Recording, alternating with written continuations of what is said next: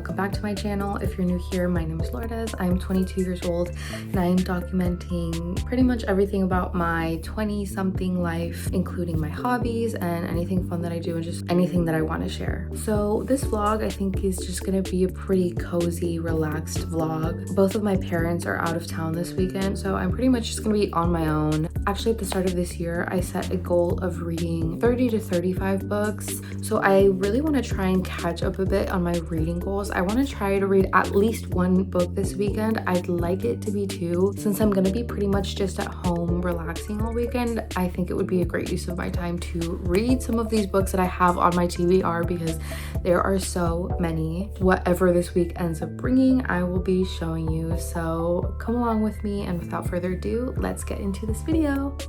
He literally has no shame and just uses my bed as his own, but unfortunately I am a sucker for him. But who can resist him? Look at him. So in last week's vlog, I unboxed a poster that I got to put right here in this corner because it was feeling a little empty to me. And like I had mentioned, I had actually gotten a frame for it because I felt like it would look a little classier and nicer. So here it is in the frame. I think it looks so cute. The goal is to hang it right here. The issue is I'm by myself and I'm planning on hanging it with command strips. The command strips do explicitly state do not hang frames, but what's the worst that can happen? Like I feel like it's fine. Okay, so I actually just remembered that I have these command hooks. It might be a better idea to like put this and try to hang the poster off of this.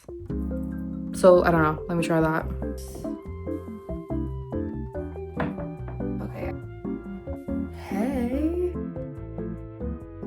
Okay, so here is the finished product. I'll actually insert a vertical video too so that you can see what the whole area looks like. The colors and everything definitely goes super well with my whole room and the whole area, so I am super happy with it.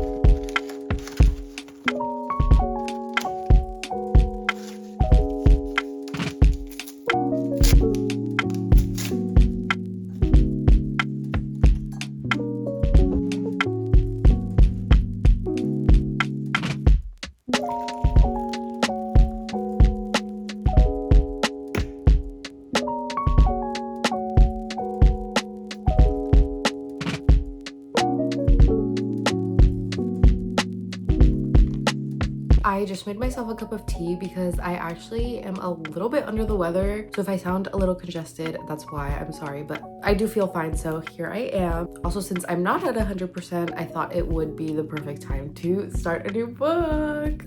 The last book that I finished reading about a week and a half ago, maybe a little more, was Deep End by Ali Hazelwood. And I loved that book. I loved that book. The next book I'm going to be reading on my Kindle is The Favorites by Layne Fargo. So I've been seeing this book a lot, and it wasn't that it was necessarily recommended, but I think it might have been on Book of the Month, and so I just kept getting a lot of ads for it.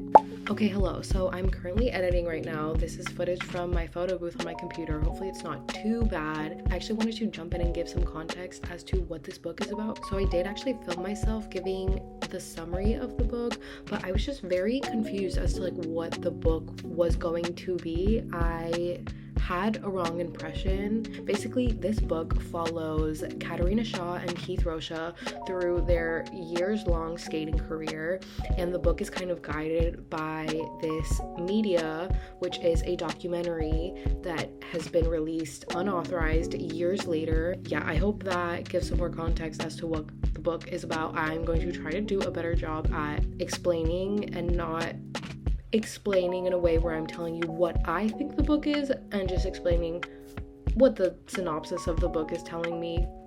You know, I'm working on it, sorry.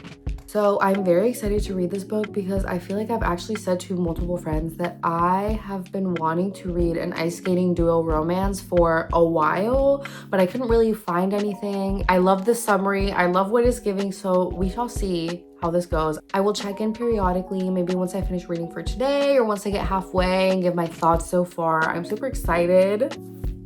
Guys, I love reading.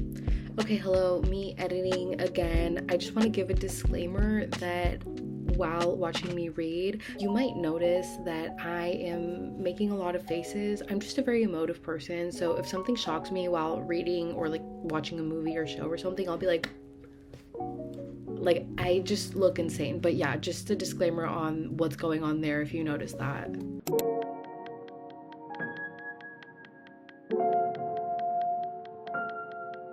I've had a disruptor. We have disruptions. Hello? Now he's gonna lie down and get comfortable with me while I read.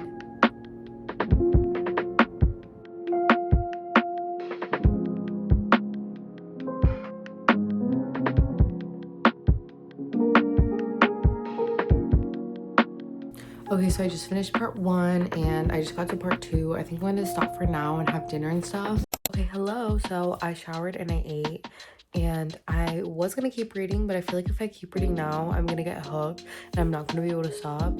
And I am feeling a bit tired, so I feel like I'm just gonna put on Wicked because it was just put on Peacock and go to sleep. I've only seen Wicked once. I have listened to the soundtrack a million times, of course, but I only had the chance to see it once in theaters. Yeah, I'm just gonna keep reading tomorrow. Time to watch Wicked.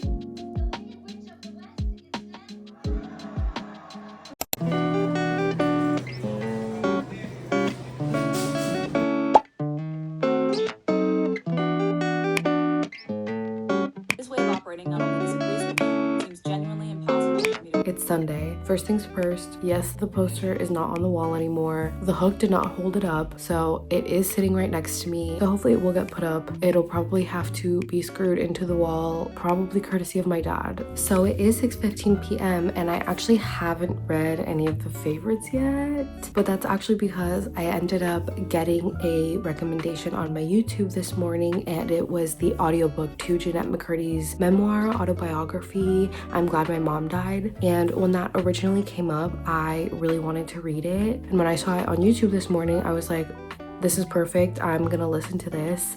And I ended up listening to the whole thing today. I am someone who listens to things on 2x speed, so I did get through it in half the time. It was definitely a 5-star read. I'm not really used to reading nonfiction books, so it's definitely a different scale than a 5 stars for a fiction read. But it was a beautifully written story. Obviously, her personal story. I loved it. I thought it was a great read, and I'm super happy that I got to listen to it. For now, I think I'm gonna watch something on Netflix. Maybe I'll finally get around to Love is Blind. Maybe not. We'll see. I don't know. You're such a model.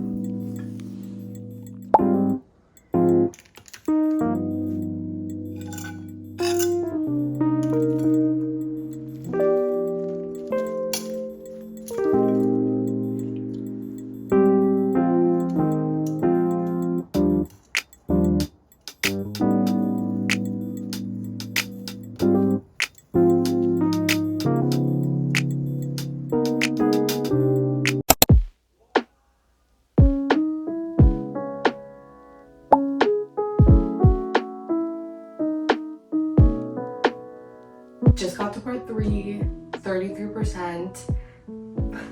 This is so good. It's so juicy. The drama is, I'm so excited to see where this is gonna go because I have absolutely no idea. Also, yes, the poster is still not hung up.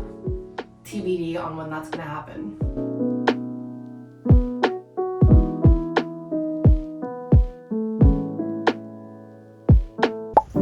There's a squirrel eating a giant nut in the tree.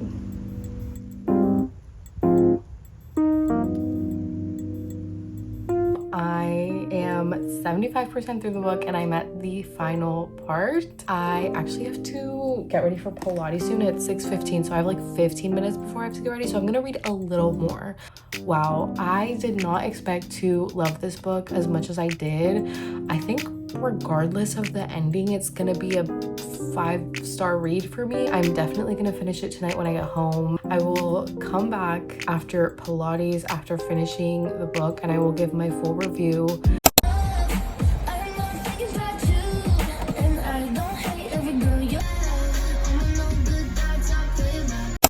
I will try my best to give a short and sweet review of this book, even though it was not a short and sweet book. So much happened. Oh my god. Well, first things first, if you liked Seven Husbands of Evelyn Hugo, if you like Taylor Jenkins Reid's style of writing, you will love this book. If there's one thing that this book did good, it was have an amazing narrative and pieces of drama and just so many little things that kept you hooked. I loved the media used in this book, which is one of the things that reminded me a lot of Seven Husbands of Evelyn Hugo. The use of the documentary. Actually, I'm going to show you really quick what it looked like in the book. For reference, this is what the first page of the book looks like, normal writing. And then when we look at the documentary, this is what it looked like. We can see narrator, and then it gives kind of a description of what you're seeing. It's so well written that I felt like I was seeing the documentary in my head. I think the book also being separated into 5 parts was such a great way to guide the narrative of the book, especially because you are following these characters for such a long time. One of my favorite parts was all of the little plot twists that were dropped into each part that kind of, you didn't know where you were gonna go. And along with those little plot twists, they made me so often question, who do I love, who do I hate in this book? Like, oh my god, I hate these 2 people, but then in the next chapter or the next section, I love them and I hate the other 2. I will say for part 5, I was a little overwhelmed with a lot of the things that were happening. It felt like there were like a lot of little things dropped in. I think she wanted to make the end of the book very, I don't know, she kind of just wanted to like end off with a bang. I felt like this book was such a roller coaster ride in the first place that you didn't need that in the end of the book because that was already happening throughout the book. So I kind of wanted some sort of satisfying, like, okay, this makes sense. This is where everything works out perfectly. And you know what? I'm gonna write in my Goodreads reviews the one thing that I think maybe could have made me 100% satisfied. So if you want to check out what it was and you don't care about spoilers, or you read the book and then want to see, my Goodreads is in my description, so you can check it out there. I know I said before that I thought no matter what, this book would be a 5-star rating. This once again proves to me that I should wait a little bit before I talk with such finality, because this book might be like a 4.9 for me, all things considered. Amazing read, would definitely recommend. Anyways, yeah, that is my review of The Favorites by Layne Fargo.